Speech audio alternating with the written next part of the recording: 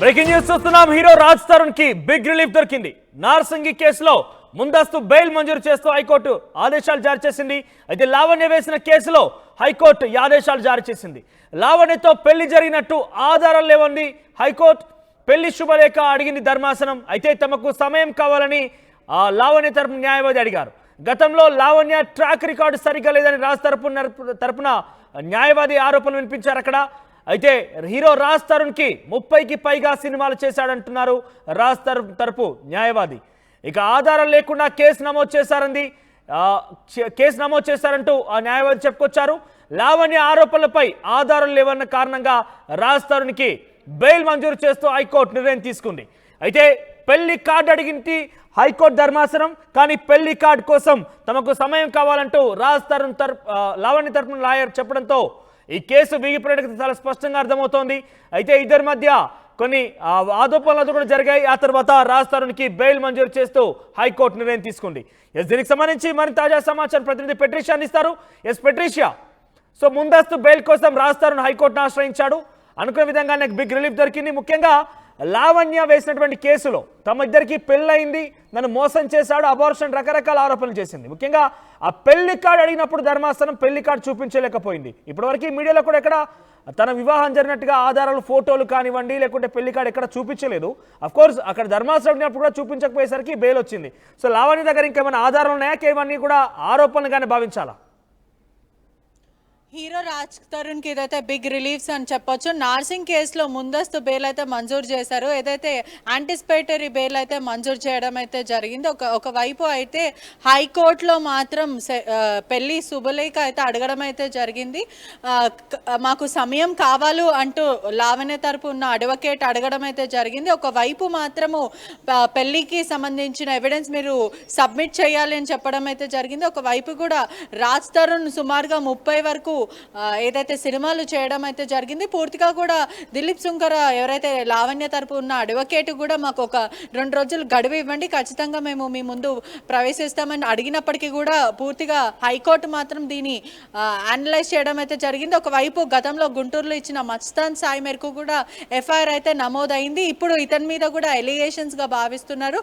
అదేవిధంగా కూడా పూర్తిగా ఏదైతే మ్యారేజ్ జరిగింది అని మీరు ఆరోపిస్తున్నారో దానికి తరపున ఎవిడెన్స్ ఏదైతే పెళ్లి ఫోటోలే కానీ, లేకపోతే పెళ్లికి సంబంధించిన మ్యారేజ్ సర్టిఫికేట్ కానీ, ఖచ్చితంగా పెళ్లి కార్డ్ అయినా కానీ పూర్తిగా ఎవిడెన్స్ మాకు ఇవ్వాలంటూ న్యాయస్థానం కోరడం అయితే జరిగింది.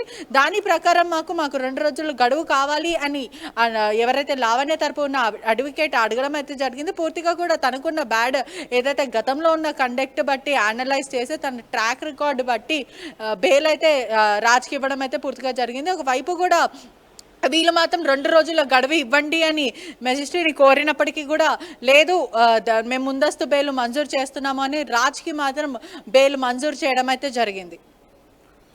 సో అంటే ఆధార్ అడిగినప్పటికీ అప్పుడు చాలాసార్లు ఆర్టీవీ కావచ్చు, ఇంటర్వ్యూలో మనతో పాటు ఉన్నప్పుడు కావచ్చు, ఇతర మీడియా సంస్థలు కూడా చాలా వరకు కూడా లావణ్య చేసిన ఆరోపణల విషయంలో, ముఖ్యంగా పెళ్లికి సంబంధించిన విషయాల్లో ఆధార్ అడగడం జరిగింది. చాలా వరకు కూడా చూపిస్తాను, కోర్టులో సమర్పిస్తా, కోర్టులో ఉన్నాయి, కోర్టులో సమర్పిస్తా అంటూ కూడా ఆవిడ చెప్పుకొచ్చింది. కానీ ఈరోజు ఏకంగా కోర్టు అడిగినా కూడా ప్రవేశపెట్టలేకపోయిందని అంటే అదంతా కూడా అవాస్తవం, ఆరోపణగానే భావించాలా? ఎస్, ఒకవైపు మాత్రము రాజ్కి సంబంధించిన లాయర్ మాత్రం గట్టిగా వాదనలు వినిపిస్తున్నారు. ఇరు వర్గాల 2 వైపులు కూడా గట్టిగా ఈరోజు మాత్రం వాదనలు వినిపించారని కూడా పూర్తిగా తెలుస్తుంది. మరి ఇవాళ మాత్రము ఏదైతే మెజిస్ట్రేట్ అడిగినప్పుడు మీరు ఖచ్చితంగా మ్యారేజ్ అయిందని ఏదైనా ఎవిడెన్స్ ప్రూవ్ చేయండి అని అడిగినప్పుడు ఏదైతే లాయర్ మాత్రం 2 రోజుల గడువు కావాలి ఖచ్చితంగా అని కోరడం అయితే జరిగింది. దీనికి మాత్రం కోర్టు అంగీకారం అయితే చేయలేదు. పూర్తిగా కూడా బెయిల్ అయితే మంజూరు చేస్తున్నామని కోర్టు చెప్పడం అయితే జరిగింది. అంటే మళ్ళీ వచ్చే వాదనలో ఇంకా ఎటువంటి వాదనలు వినిపిస్తారు, అదేవిధంగా ఎటువంటి ప్రూఫ్స్ వీళ్ళు సబ్మిట్ చేస్తారని ఉత్కంఠగా మారిందని కూడా పూర్తిగా చెప్పాలి.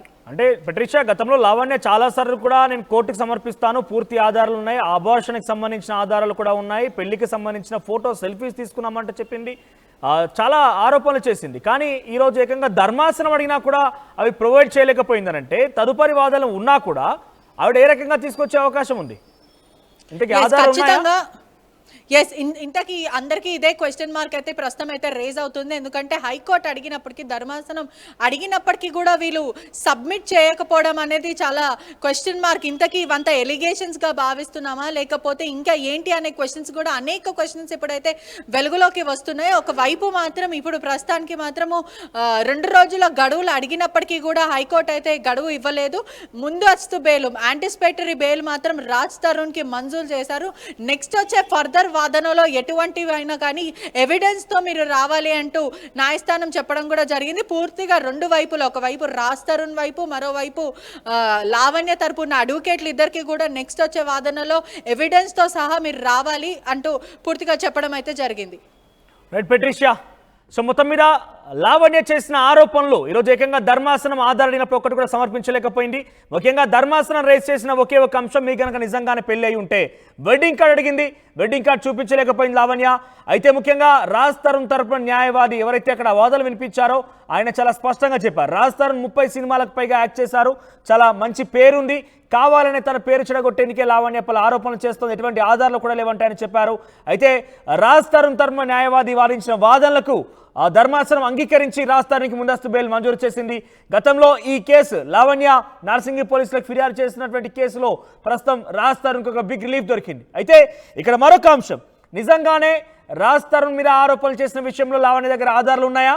గతంలో పలుమార్లు అనేక మీడియా సంస్థలు ప్రశ్నించినప్పుడు కావచ్చు, ఆయన చాలా వరకు తను మాట్లాడినప్పుడు కావచ్చు, ఆధారాలు ఉన్నాయి, కానీ నేను ధర్మాసనంలోనే ఇస్తాను, నా లాయర్ దగ్గర ఉన్నాయి, లాయర్ కూడా అక్కడ ప్రొడ్యూస్ చేస్తారు, కోర్టులో తేల్చుకుంటామంటూ లావణ్య చెప్పింది. కానీ ఇప్పుడు చూస్తే కోర్టు అడిగినప్పటికీ కూడా లావణ్య ఎటువంటి ఆధారాలు చూపించలేకపోయింది. నిజంగానే లావణ్య దగ్గర ఆధారాలు ఉన్నాయా అనే ప్రశ్న మొదలైంది. మరి చూద్దాం వచ్చేటువంటి వాదనలో లావణ్య ఆధారాలు చూపిస్తుందా లేదా. ఒకవేళ లావణ్య కనుక ఎటువంటి ఆధారాలు చూపించకపోతే కనుక లావణ్య మాత్రం ఈ కేసులో ఒక పెద్ద ఎదురు తెప్ప తగిలే అవకాశం డెఫినెట్గా ఉండబోతుంది.